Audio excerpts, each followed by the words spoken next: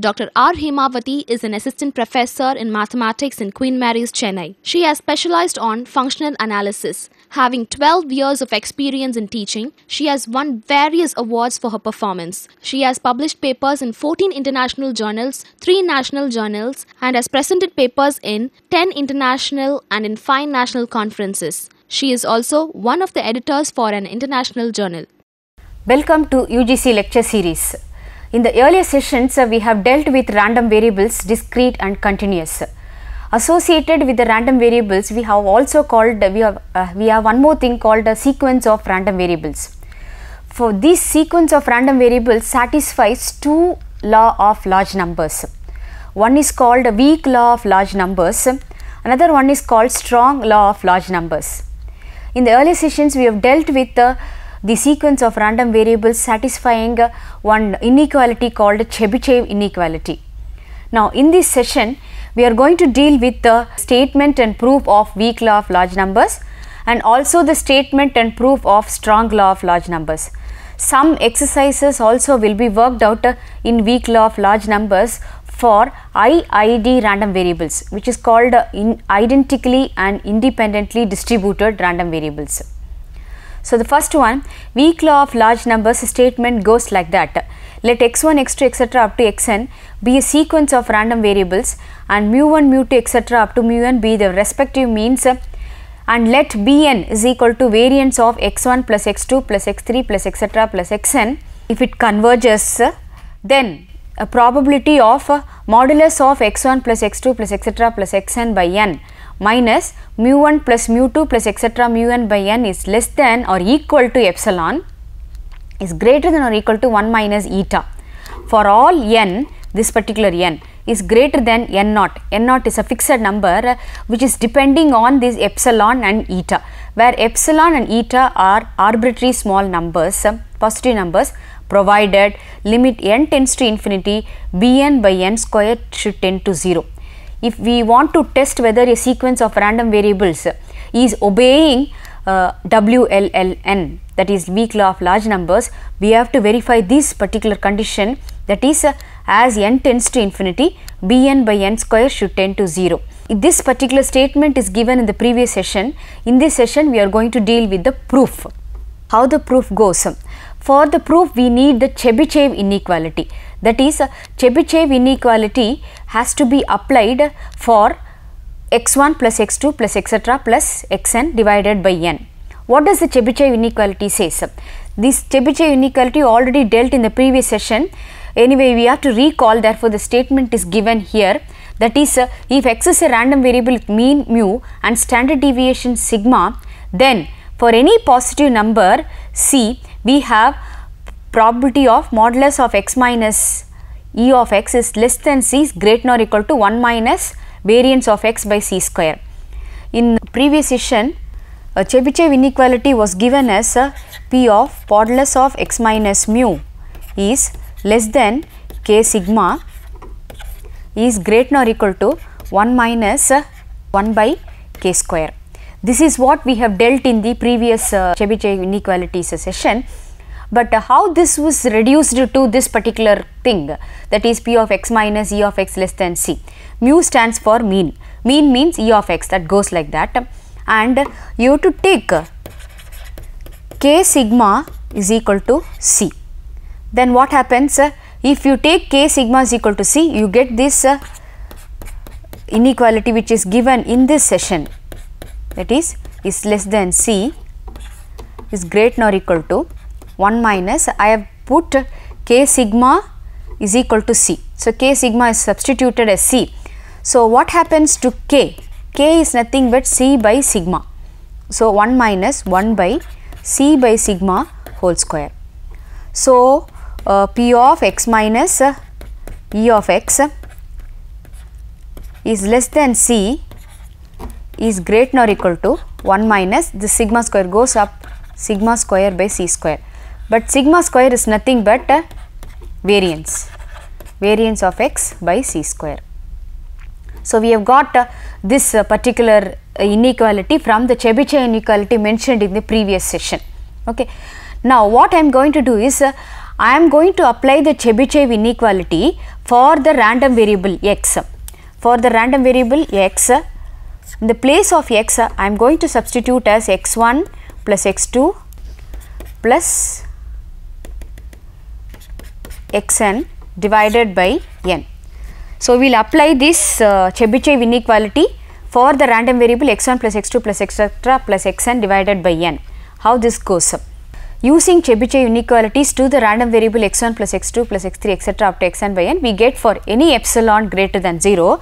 I am going to write the Chebychev inequality where in the place of x we will be substituting x1 plus x2 plus etc.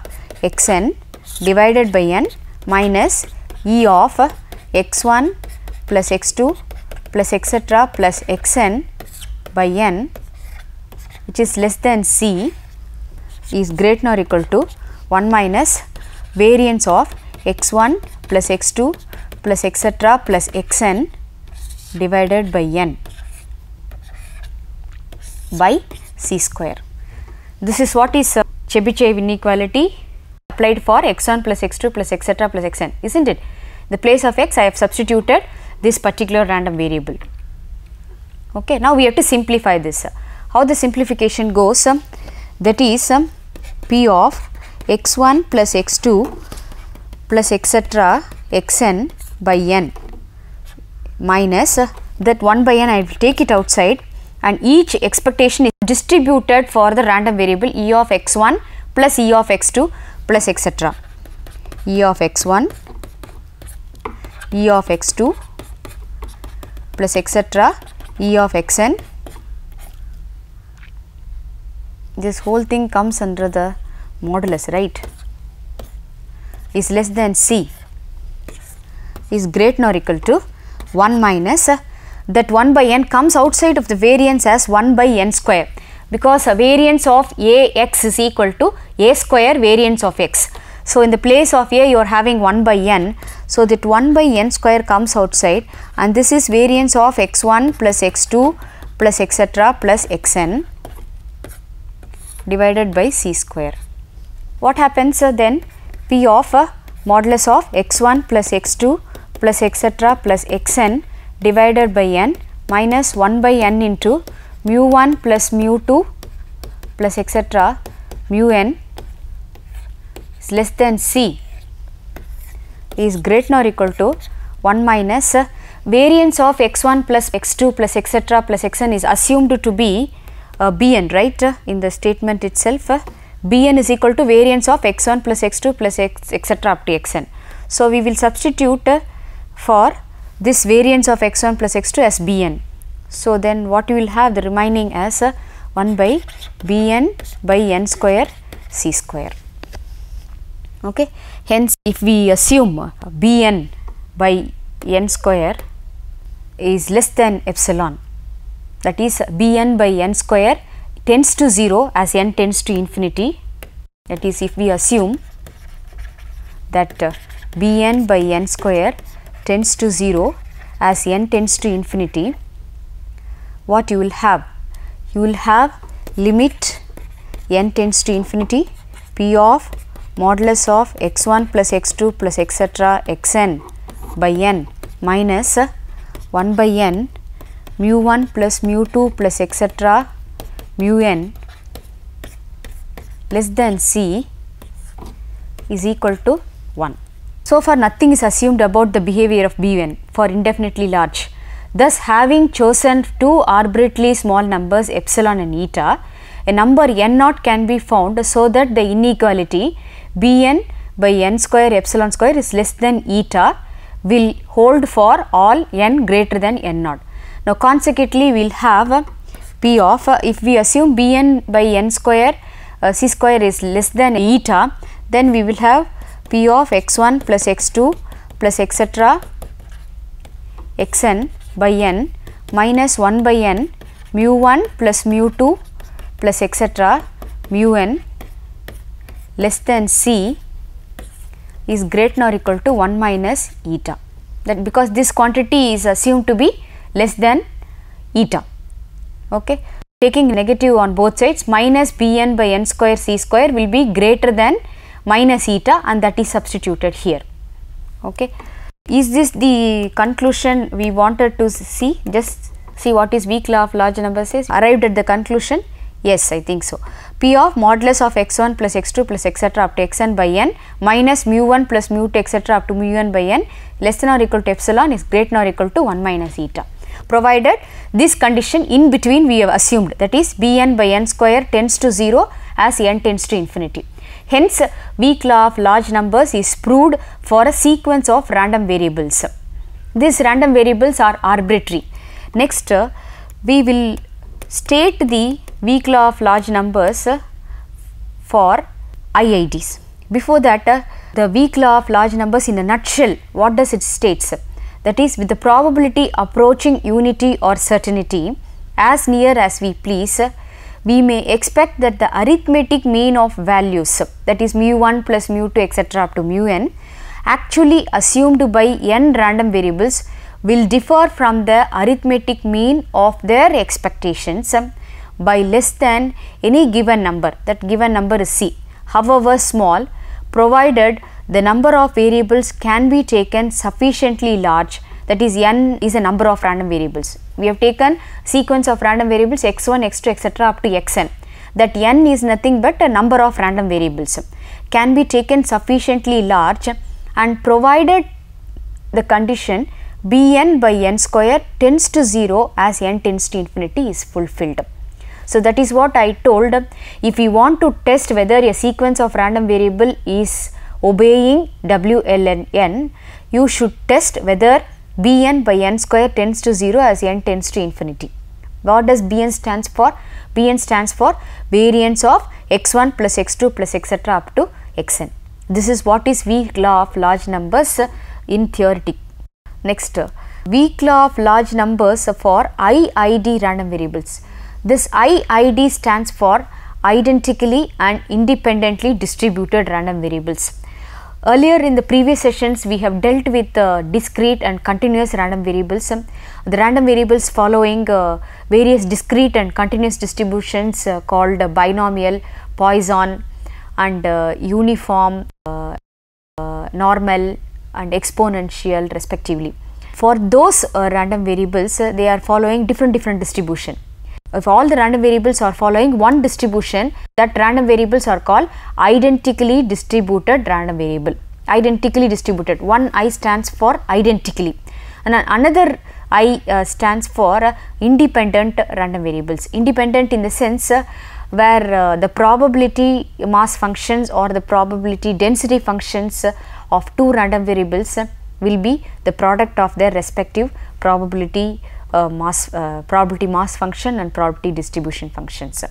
That is, identically stands for all the random variables x1, x2 etc. up to xn following same distribution, and independent in the sense p of x1 plus intersection x2. I am talking about events that can be converted for a discrete and continuous with their respective probability mass function and probability density functions.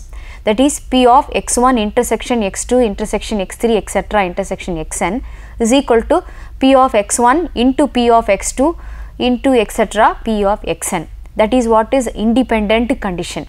All these things are already discussed in the previous sessions. So, we shall discuss the WLN for IID random variables. That is, if the random variables x1, x2, x3 etc. up to xn are independent and identically distributed, that is, if E of xi is equal to mu, that is, the mean of all the random variables are same, mu.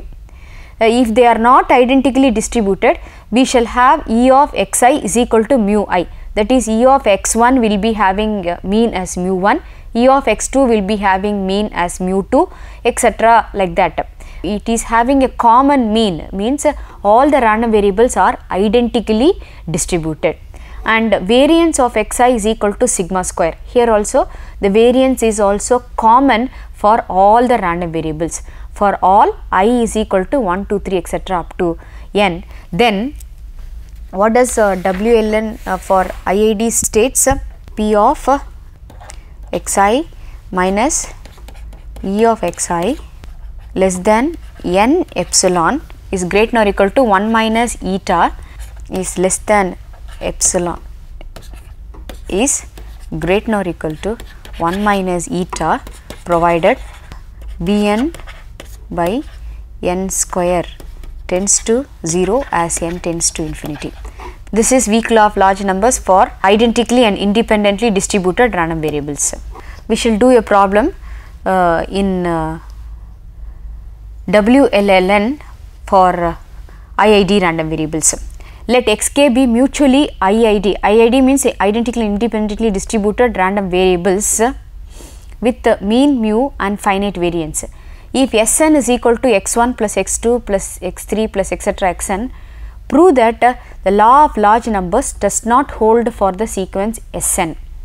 Now, in the place of x1, x2, x3 etc. up to xn, your random variables now are S1, S2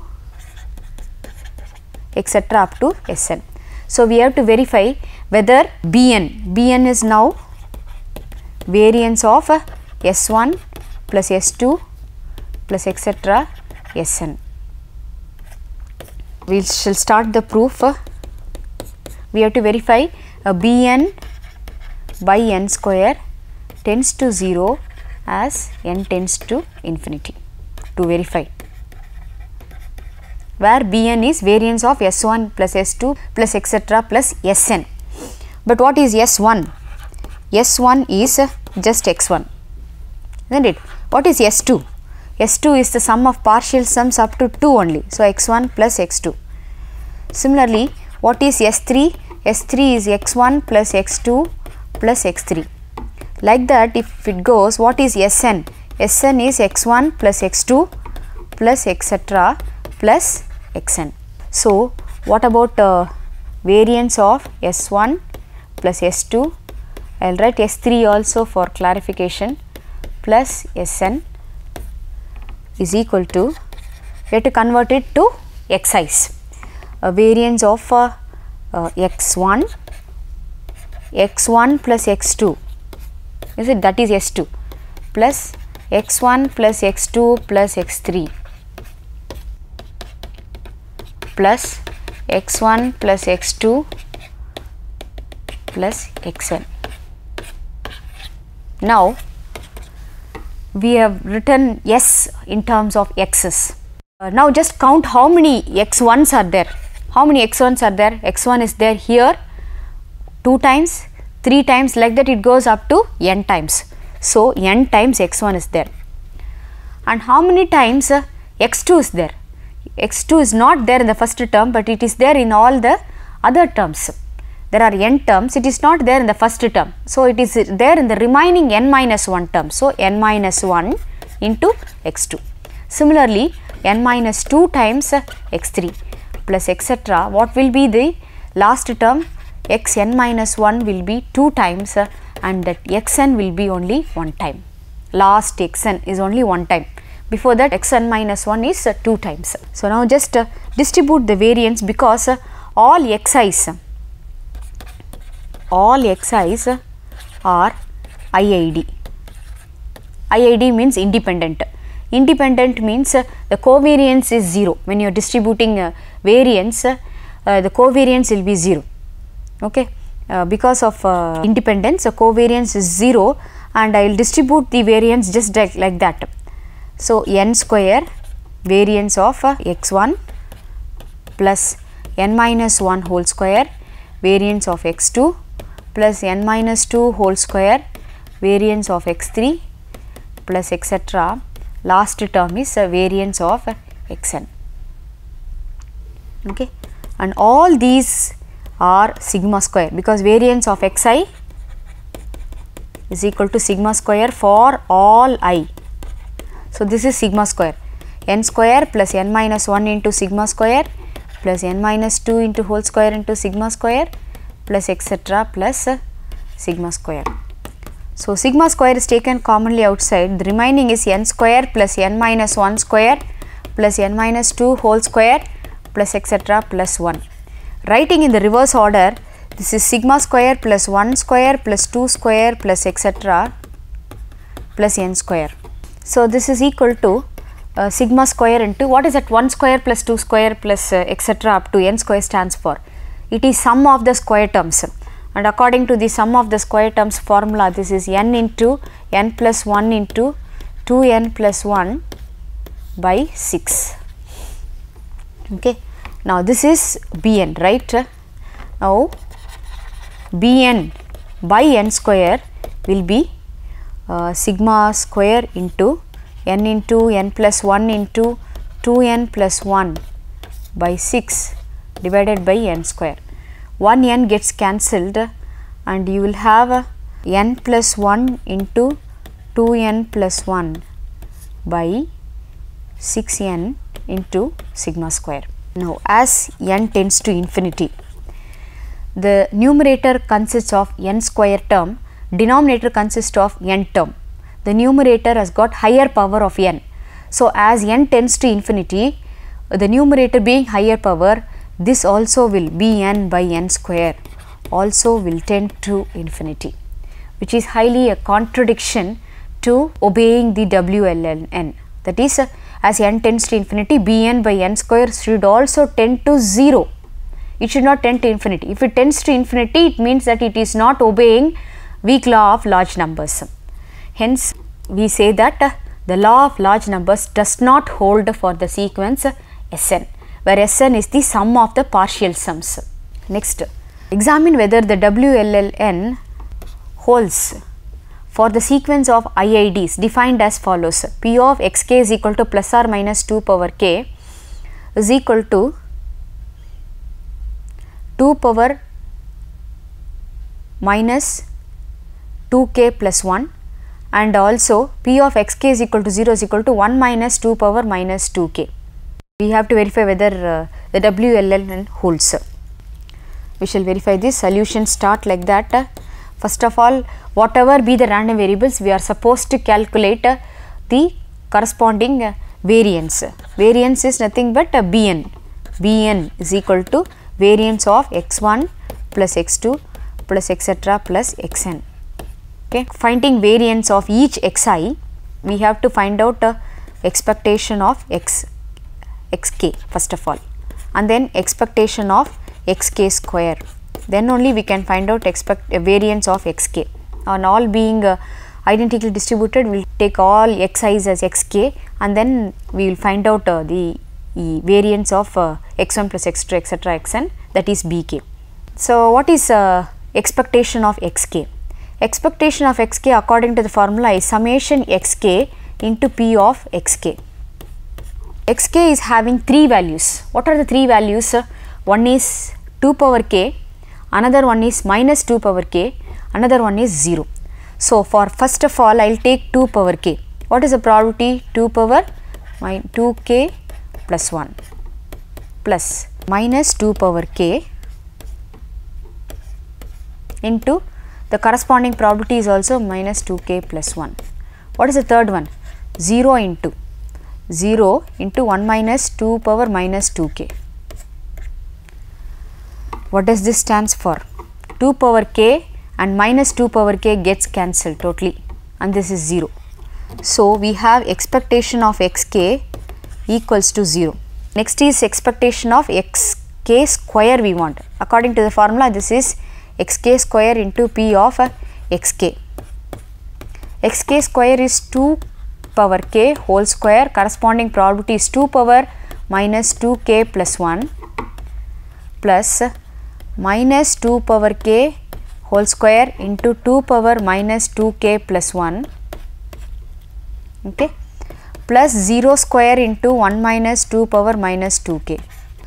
What is this equal to? 2 power 2k into 2 power minus 2k plus 1, and negative sign goes off, the plus 2 power 2k, 2 power minus 2k plus 1, third one is 0. Okay. So, this is equal to 2 power 2k and 2 power minus 2k gets cancelled, and similarly 2 power 2k and 2 power minus 2k gets cancelled, and you will have only equals to 2 power minus 1 plus 2 power minus 1, which is nothing but 1 by 2 plus 1 by 2 equal to 1. Okay. So what is this? It is nothing but expectation of xk square is equal to 1 we just got. What is variance of xk? Variance of xk according to the formula is E of xk square minus E of xk, which is equal to 1 minus 0 square is equal to 1. So we have found out variance of xk is equal to 1. So what is variance of x1 plus x2 plus etc plus xn? All are identical. So all can be equated to xk plus xk, because all are identical. Xk is equal to variance of n xk, n square into variance of xk is equal to n square into 1. So what is Bn? Bn is equal to variance of x1 plus x2 plus etc plus xn, which is equal to 1. Therefore Bn by n square is equal to 1 by n square, which tends to 0 as n tends to infinity.